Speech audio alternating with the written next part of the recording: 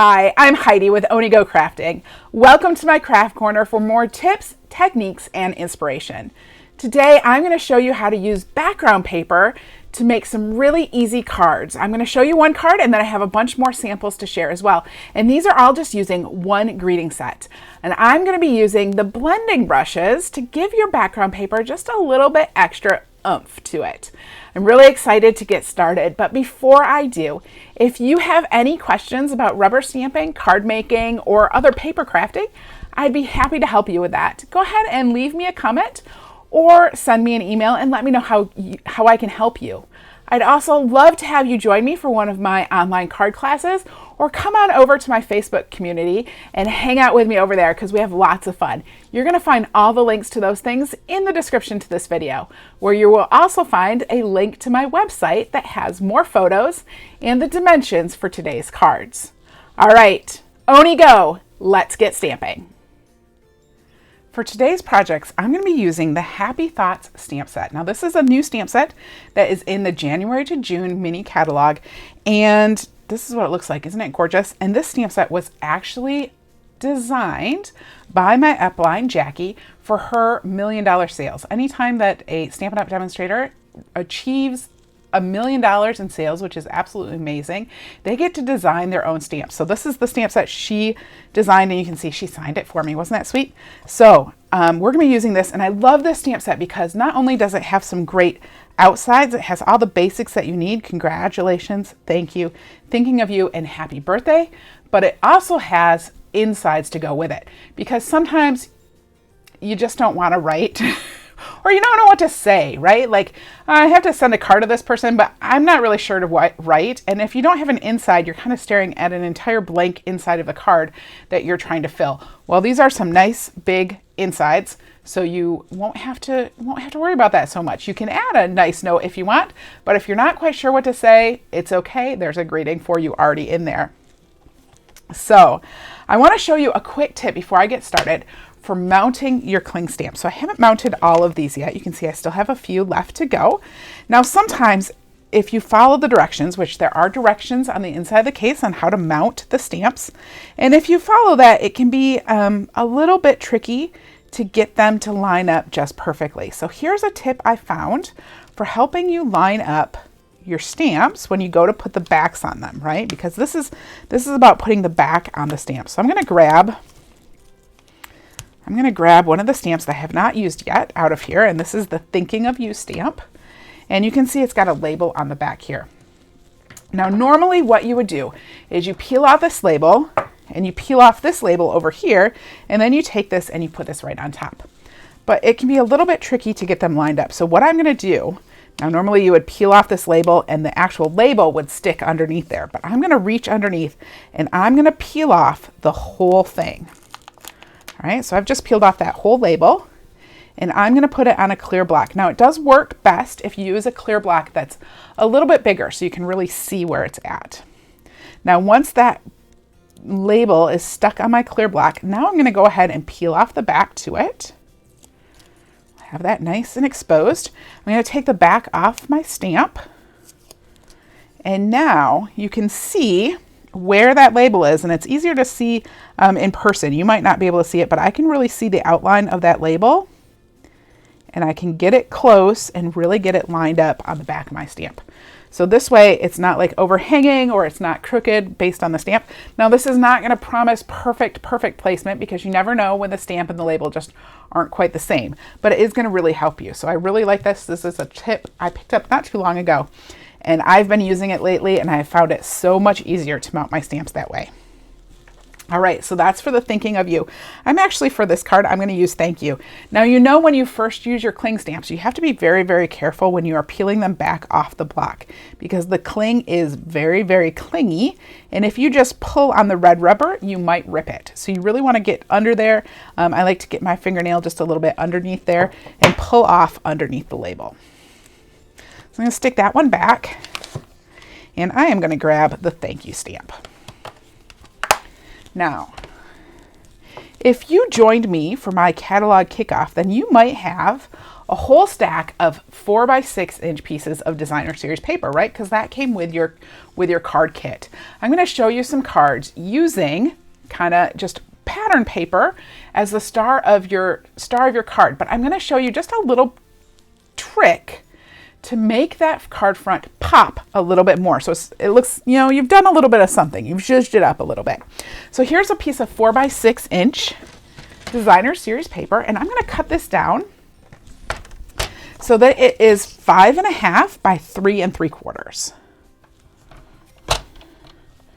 And so 5.5 by 3 3/4. And I'm going to set these pieces aside because I will use them later. And then I have another piece that is this nice striped that's also in the Hydrangea Hill set. And I'm going to just cut this down to 5.5. So it is already 5.5 by about 2 1/4. And it doesn't have to be exact because we're actually going to cut it into 2 pieces. And they don't have to be perfect. So now I have these pieces here. What I'm going to do is I'm going to grab my blending brush. So I have a blending brush here. I love these brushes. And I am going to use the Highland Heather ink pad, which I didn't get out. I'm going to grab my Highland Heather ink pad, and I'm going to add just a little bit of ink to the inside of, or to the outside of these pieces of designer series paper. So I have a clear block that I've set here that I'm going to tap my extra ink off on. And I'm just going to take my brush and just kind of circular rub it in there and tap it off a little bit. And then I'm using my silicone craft sheet to set this on. And I'm just going to come in from the side and very gently just put a little bit of ink on the sides of this.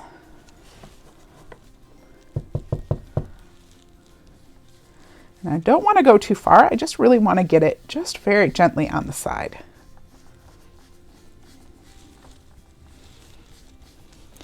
And I can pick up some of that ink that I took off. I'm going to come back to that bottom in just a minute, but I'm going to do the top first. The top and maybe the other side a little bit. So I'm just going to come in and just add a little bit of ink all the way around. Let's see if I can circular motion the other direction. And I'm just using a circular motion, light pressure. I don't want to get a whole lot of ink on here, just a little bit of light pressure. I'm going to go ahead and flip that around. We'll pick up some more ink and just add just a little bit on the outside. So there's that piece. And now with this one, I'm just going to do the outsides on here too.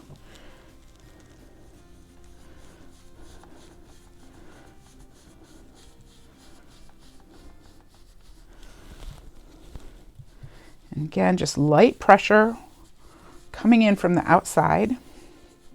I'm starting on the silicone sheet and then pulling it in to the designer series paper.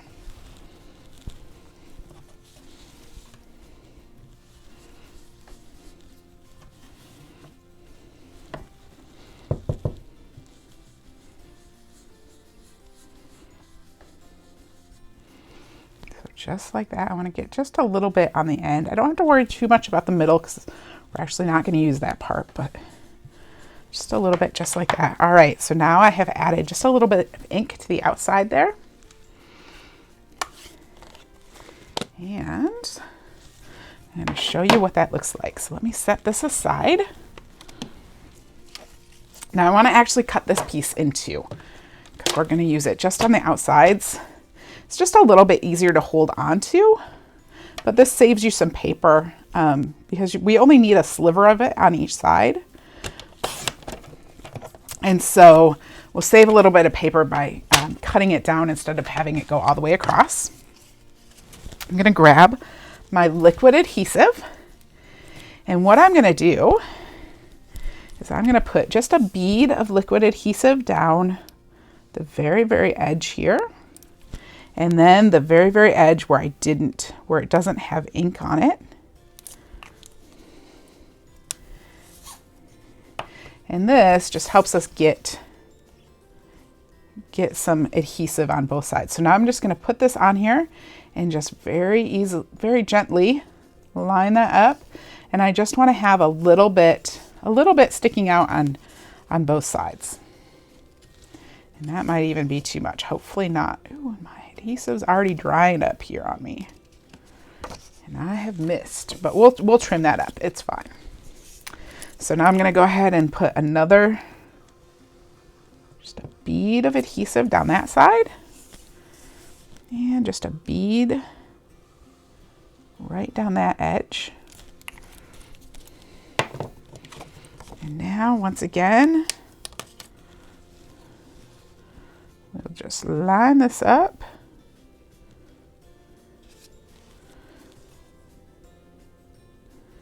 And put that right on the front there. So just like that. Now I didn't adhere this directly to my card to begin with because I actually want to put a little bit of ribbon on here in just a second.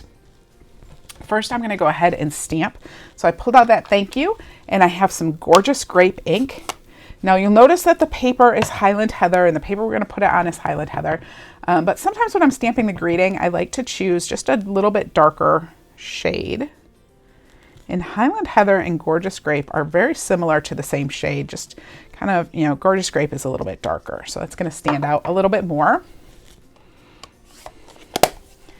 Now, I am going to grab the Snail Mail Twine Combo Pack, and I want to grab the white out of here. And I like to do a double bow.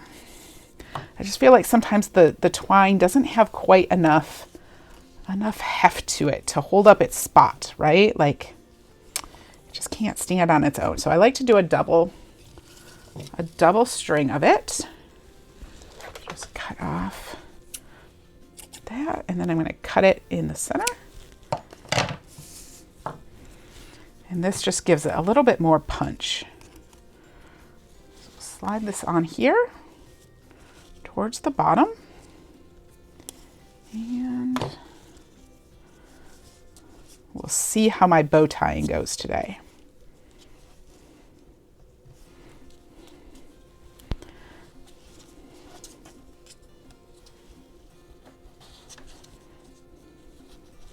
So there we go. Now when I tie a bow, what I like to do, I'll show you this, when I tie a double bow especially. So kind of got it the size I want, right? Now what I like to do to kind of help my bow ends, my loops stand out one from another, is that I take one string and I hold the center and I just pull one string down on both sides. And this will make those two loops kind of two different sizes and help them both stand out a little bit more. So there is, and then you can come in and you can still hold them both and pull them at the same time. And one is going to just always stay a little bit longer than the other one. So there's those two bows, just like that. Now let's go ahead and assemble this card. So I have a piece of 11 by 4 1/4 inch cardstock. So I still have a piece of cardstock, but instead of the normal orientation, this is going to make a portrait orientation, a vertical orientation. So it's 4 1/4 by 11 inches, and I've scored it at 5 1/2. I'm just going to fold that in half and grab my bone folder, which has taken a little vacation, and just give that a nice crease with it. And now we're going to adhere this to the card front. Let's see if it's going to fit. Oh, it is. Look at that. I want to trim up just a little. So I missed a little bit when I was putting on that first side. So we're just going to come in here with my snips and trim that off. All right, so let's go ahead and I'm going to use my liquid adhesive to adhere this to my card front.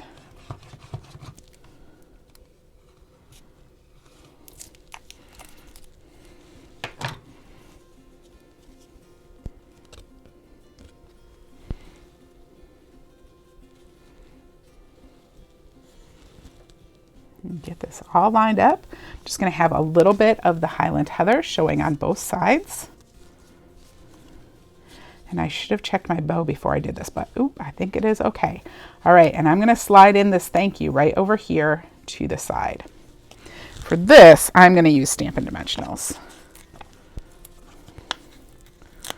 Just get some Stampin' Dimensionals on here. And grab my Take Your Pick tool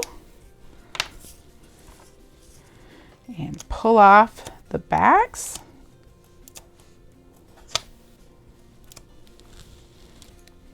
Just like that. And then this is going to slide right up against the edge of that bow and kind of overlap here. We'll just do it like that. There we go.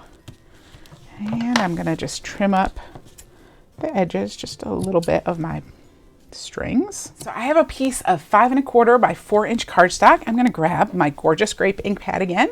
And then I have one of the inside sentiments. And I'm just going to take that and ink it up and stamp it on this piece of Whisper White cardstock. Just like that. Set this aside. Now you remember those scraps I trimmed off? I said I'm going to go ahead and save those for a little bit later. I'm going to grab some of those scraps right now. Let me show you what I can do with it. We're going to use this to add just a little bit of decoration to the inside of the card. So I have just one of those tiny little scraps. I'm just going to put a bead of adhesive on the back. It is too long right now. That's okay. We're going to cut it. And I'm just going to add this towards the bottom. And this just gives it a tiny little bit of decoration in there, but it's super easy. These cards are so easy. All they use is designer series paper and then a greeting stamp set. Isn't that amazing? So fun. All right, so I'm just trimming off those edges real quick, and then this goes inside my card.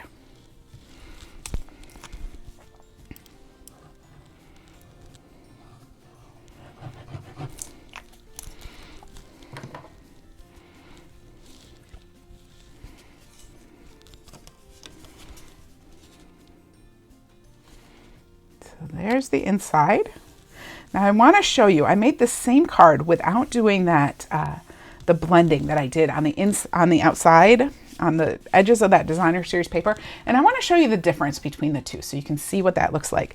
So here's the same card, and you can see that that blending on the edges just kind of highlights the center, helps the edges kind of blend into the side, and just really pretty. Let me show you some more cards using these same stamps and more background paper. So these are a couple more with the Hydrangea Hill. You can see this one, I used one of those outside or supposedly outside greetings on the inside greetings on the outside of the card. And here I've taken the designer series paper and I ran it through my embossing machine with the embossing folder, with the subtle embossing folder. So it has just a little bit of texture on there, which I really like to do with some of these just overall patterns. So that's really pretty. And then on the inside, you can see I added a strip there as well. Now here is a card. This is so simple. And here I have brushed on from the edges a little bit of Balmy Blue. This is actually supposed to be, I think, Seaside Spray, but I don't have Seaside Spray. So I used Balmy Blue and it still works. And I just brushed on from the edges, and you can see that really helps that thank you kind of pop off there and really kind of, you know, makes a finished edge to the card. But this one, this is just the pattern paper, and I stamped directly on the top of that pattern paper. So easy. Now I have a couple using the Fine Art Floral designer series paper. So the first one is kind of this Mango Melody and Pretty Peacock. And this die right here is from the Potted Succulents dies. Or yeah, I think it's called Potted Succulents. I think that's the name of it. It goes with the Simply Succulent stamp set. And isn't that pretty? So in this one, I did not do the sides.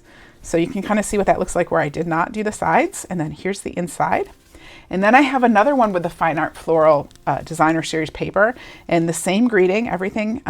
This is the metallic blushing bride ribbon, but here I have come in from the sides. And this one, I really like how that looks. You can see how it just makes the center kind of brighter and pop more than the outside. So isn't that pretty? And then the inside, again, I have an inside greeting, and I used 2 different strips on this one. So Then I have one last one, and this uses the, I don't remember what it's called. It's like the Sea and Sun, the new stamp set that has the shells and all of that. This is from that paper, and this is actually 2 pieces. And here, I used 2 different colors. So I brushed on ink. I brushed on the Blushing Bride on the bottom portion, and I brushed on, I think this is So Saffron on the top. So, and then I used one of the banner punches to punch off the ends and added a little twine, and there's the inside. So isn't that cute? Super fun and easy. And these sets, the set just works absolutely fabulous when you just want to grab some pattern paper and make some quick cards. Thank you so much for joining me today. Weren't those cards fabulous? I just love to be able to whip together a quick card using background paper, and those blending brushes just give the background paper a little bit extra something to it. Make it really pop. All right, if you liked today's video, I hope that you will like, subscribe, share it with your friends, and come back and see me for more tips, techniques, and inspiration. I'll see you next time. Bye-bye.